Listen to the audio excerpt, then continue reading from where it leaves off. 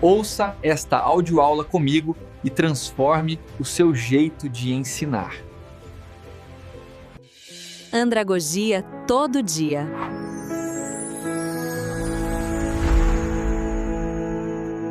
O limite neurológico máximo que um cérebro adulto consegue, manter o foco absoluto numa tela, ouvindo teoria pura, é de exatos 7 minutos. 7 minutos. É muito pouco. Muito pouco. No 8º minuto, a biologia simplesmente vence, sabe? O cérebro desliga e o aluno, ele sai mentalmente da sala. Mesmo que o corpo continue ali, travado, com os olhos vidrados na webcam. E o dado mais alarmante de todos dessa nossa pesquisa é que 72 horas depois de uma aula expositiva comum, o aluno retém só 10% de tudo que foi dito. Nossa, 10% é quase nada, né? E assim, essa é a realidade brutal da nossa arquitetura cognitiva. A gente tem essa crença cega de que uma boa conexão de fibra ótica vai garantir a conexão da mente. Exato. Mas aí o que as nossas fontes de hoje chamam de controle remoto mental entra em ação. De forma, implacável. O aluno tá ali, a postura tá intacta na câmera, mas a mente dele pegou o controle remoto, mudou de canal e, cara, já tá montando a lista do supermercado. Ou tá resolvendo uma crise do trabalho que vai estourar amanhã, ou só flutuando no universo da imaginação mesmo. Pois é, o corpo tá ali presente, mas a alma já decolou, né? Certo, vamos desempacotar isso. Nossa imersão de hoje tem uma missão muito clara, que é descobrir como hackear a atenção do aluno adulto no ensino virtual. E, claro, salvar o modelo online da temida decoreba. Total. E para isso a gente tem um material incrível hoje. Sim, a gente trouxe uma pilha de fontes fascinantes. Temos os livros Andragogia em Ação e Andragogia Virtual, que adentram bem as diferenças entre ensinar adultos e ensinar crianças. Também temos as aplicações reais dessas teorias em ambientes bem inusitados, tipo aulas de teologia na escola bíblica dominical. A EBD. Isso. E um guia visual muito instigante chamado Andragogia Hacker. O que é fascinante aqui é que, ao cruzarmos os dados de todos esses materiais, fica muito evidente que o maior erro do EAD hoje não é a tecnologia em si. Sabe qual é o verdadeiro vilão? Qual? É usar uma infraestrutura caríssima, super avançada do século XXI, para replicar a exata mesma aula expositiva passiva e engessada do século XIX. É bizarro se a gente pensar por esse lado. Sim. Então, a cura para esse apagão mental coletivo não passa por comprar licenças de softwares mais caros. Passa por uma mudança drástica, quase que desconfortável, na forma como a gente enxerga a pessoa que está do outro lado da tela. E para resolver esse mistério do aluno desconectado, eu acho que o primeiro passo é investigar a raiz desse erro metodológico absurdo, que, no fim das contas, se resume a tratar adulto como se fosse uma criança gigante. Exatamente. O modelo mental do ensino tradicional, ele está todo invertido quando a gente aplica quem lá paga boleto, né? E as fontes ilustram essa ruptura com um conceito genial chamado supertrunfo da educação. É basicamente um comparativo direto, cara a cara, entre pedagogia e andragogia. E quando a gente analisa a carta da pedagogia nesse supertrunfo, os atributos são muito familiares para qualquer um que já passou pela escola regular. O aluno ali é visto como um receptor passivo. Aquela velha ideia da folha em branco, né? Isso, a folha em branco. Um recipiente vazio esperando para ser preenchido pela sabedoria do mestre. E a motivação desse aluno na pedagogia é puramente externa. É tirar nota boa, cumprir a grade obrigatória, evitar tomar bomba no fim do ano. E o professor, nesse cenário, é o dono absoluto do conhecimento. Mas, quando a gente vira o jogo para a carta da andragogia, a coisa muda completamente de figura. O adulto, ele simplesmente não aceita ser recipiente. Não, de jeito nenhum. Ele rejeita a passividade porque a própria biologia e a realidade social dele exigem o contrário, sabe? Na andragogia, o aluno adulto é um parceiro ativo no processo. Ele tem uma urgência muito específica. Ele quer resolver problema, né? Exato. A motivação É interna, movida a resolver os problemas reais e urgentes da vida dele. Não é só a vontade de tirar um 10 na provinha. Então, o papel do professor tem que passar por uma metamorfose ali.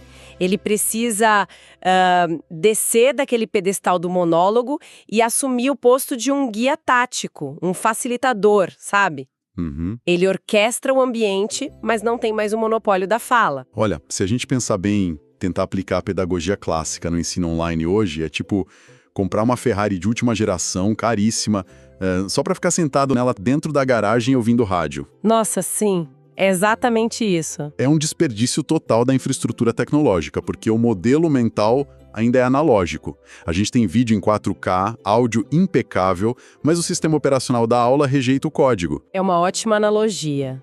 E as fontes vão bem além dessa metáfora quando elas detalham a descentralização do professor.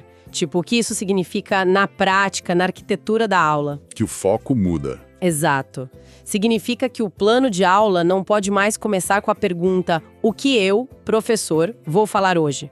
O guia Andragogia Hacker destrói essa premissa. Ele institui uma nova regra de ouro, que é o que o aluno vai fazer hoje. Cara, e aqui eu preciso fazer uma pausa. Claro. Porque mudar de falar para fazer soa lindo na teoria, né? Mas a gente sempre esbarra naquela velha ideia de que, os alunos precisam memorizar os conceitos básicos da teoria antes de conseguir fazer qualquer coisa prática.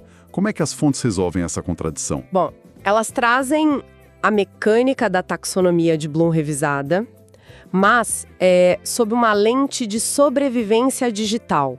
Pensa assim, o cérebro adulto descarta informação passiva porque, hoje em dia, lembrar de dado bruto não é mais vantagem evolutiva. O Google tá aí para isso. Pois é, se você precisa saber o ano da Revolução Francesa ou a fórmula de Bhaskara, você joga no Google em milissegundos.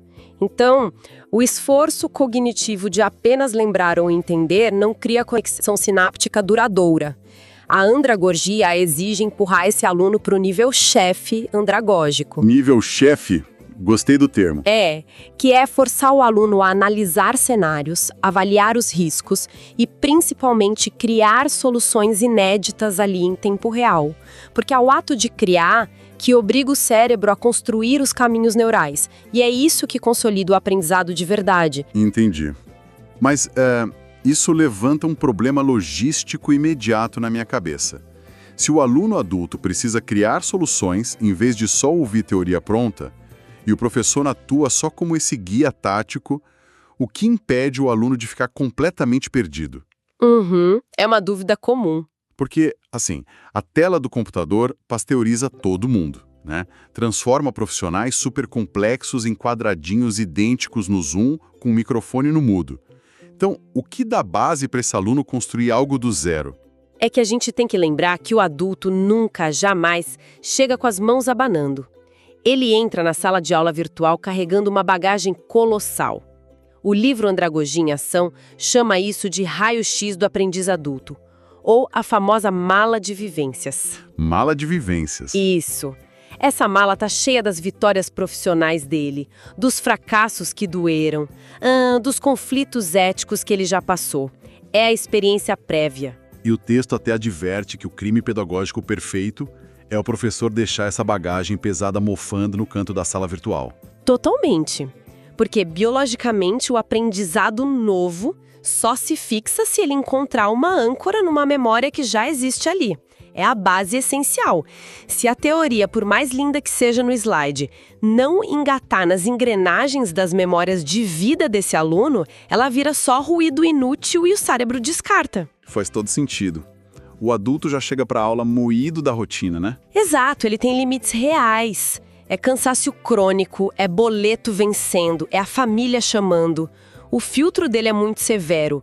Ele julga a aula com base numa métrica única que é a utilidade imediata. Tipo, isso vai me ajudar no trabalho amanhã cedo. É bem isso. Se não vai, o controle remoto mental liga na mesma hora. Mas olha, eu me coloco no lugar de quem dá aula e preciso ser meio chato aqui e questionar. Pode falar. Num ambiente online em frio, com 30 câmeras desligadas, como é que o professor consegue abrir essa mala de vivências sem perder o controle da turma ou gastar tempo demais numa terapia de grupo. Ah, o segredo está no momento exato do corte. A tática do raio-x tem que acontecer logo no minuto 1 da aula, antes de abrir qualquer slide de teoria. Em vez de ler a ementa chata do curso, o professor promove uma roda de conversa super rápida. Uma roda de conversa online mesmo. Sim, e as fontes trazem um exemplo fascinante sobre isso na Escola Bíblica Dominical, a EBD, um cenário super tradicional de teologia. Sério? Como eles aplicam isso na teologia? Imagina que o professor tem o desafio de ensinar sobre a coragem do líder histórico Josué.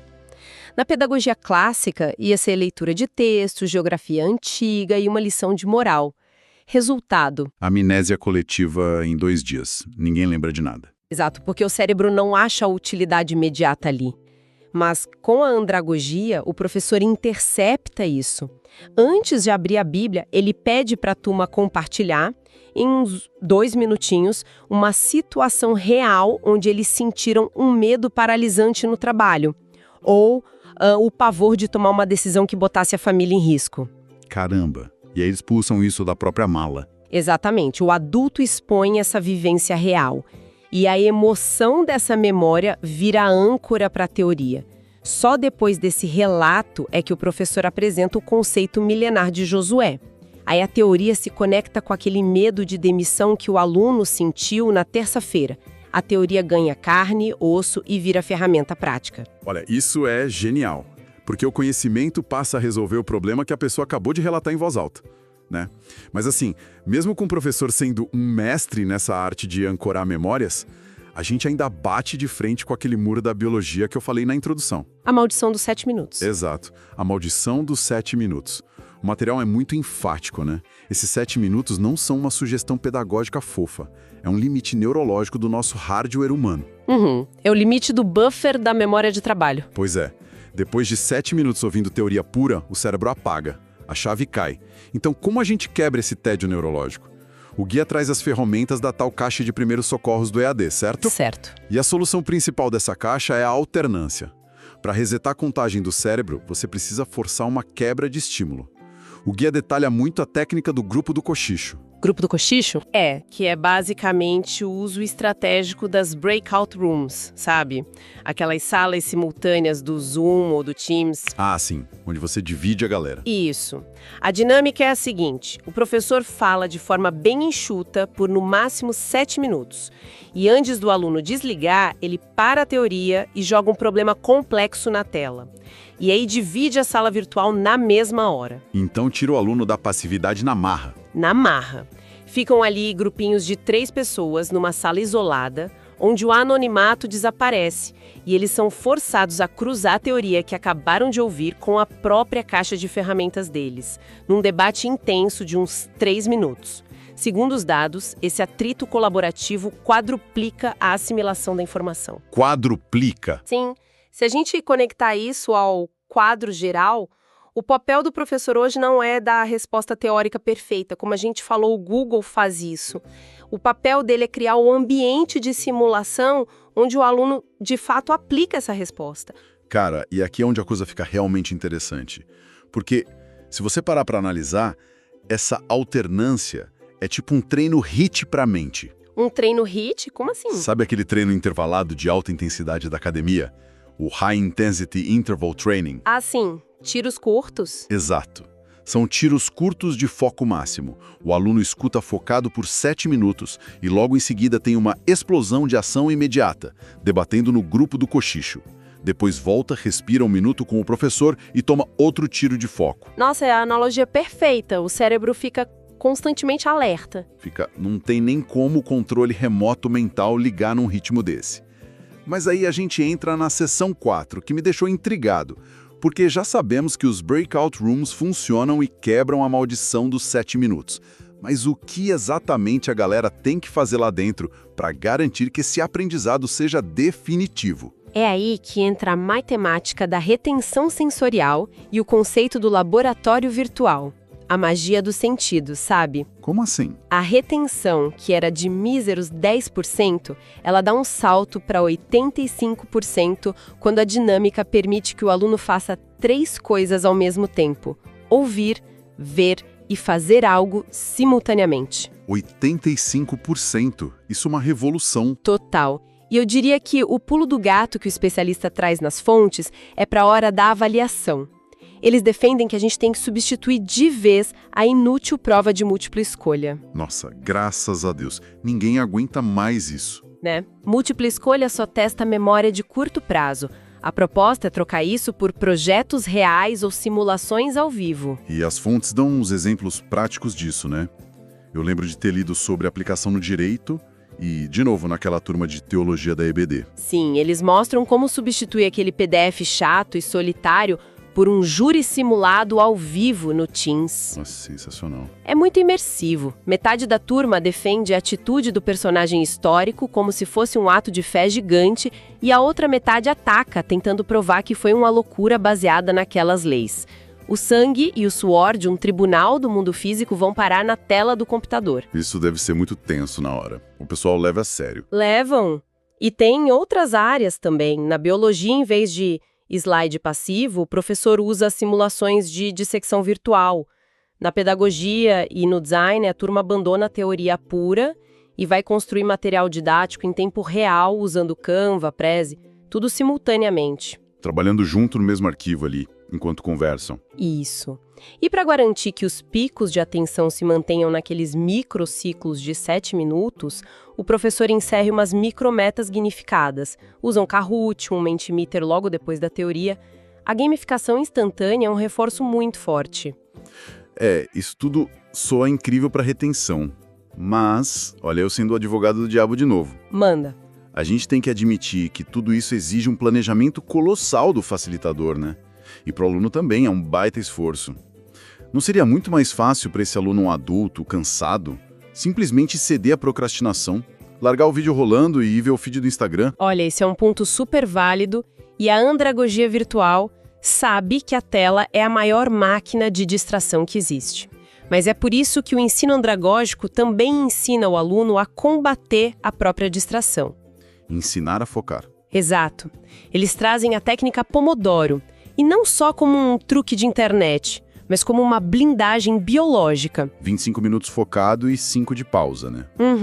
A orientação é treinar esse aluno a estruturar o estudo assíncrono em imersões totais de 25 minutos, sem abrir o Instagram. Seguido por 5 minutos bem longe da tela para resetar fadiga visual e mental. Entendi. E eles juntam isso com micrometas visíveis e muito claras. O cérebro humano é péssimo em buscar recompensas longas, tipo um diploma daqui a 2 anos. Mas ele é viciado em dar um cheque numa lista de tarefas do dia. Cada micrometa alcançada solta um pico de dopamina que neutraliza aquela vontade de procrastinar. É um hackeamento biológico completo mesmo. Então, o que isso tudo significa no fim das contas? Se a gente olhar pelo retrovisor de toda a nossa conversa hoje, a gente viu que o aluno online não é de forma alguma uma tela em branco. Longe disso. Ele é um baú transbordando de experiências que precisam ser usadas. A gente aprendeu a hackear a maldição dos 7 minutos com as salas simultâneas de debate rápido. E vimos que o ensino multissensorial com simulações reais e gamificação joga a retenção lá para casa dos 85%. O paradigma mudou totalmente de transmitir conteúdo para vivenciar o processo. E para fechar, eu acho que tem um pensamento provocativo muito forte nas fontes sobre toda essa andragogia hacker que a gente discutiu. Qual? Bom, a gente viu que ela é brilhantemente projetada para capturar e manter essa atenção hiperfragmentada do adulto moderno, encurtando aulas para sprints de 7 minutos, gamificando o ensino o tempo todo. Mas isso levanta uma questão séria para quem nos acompanha. Pode jogar bomba. Se a gente está reestruturando toda a nossa educação, desde a base corporativa até a teológica, para se adaptar a um cérebro que simplesmente não consegue mais focar por mais de 7 minutos sem um estímulo visual ou uma recompensa imediata. Certo. Será que a andragogia virtual é só a cura para a nossa era de distrações? Ou a gente está, sem perceber, treinando as mentes adultas para nunca mais tolerarem a profunda e silenciosa contemplação? Nossa, essa pegou na alma, viu? Fica o questionamento para nossa audiência levar na própria bagagem, né? Com certeza. Um ponto de Reflexão fortíssimo para a gente encerrar essa análise profunda de hoje. Muito bom. E até nossa próxima imersão. Andragogia todo dia.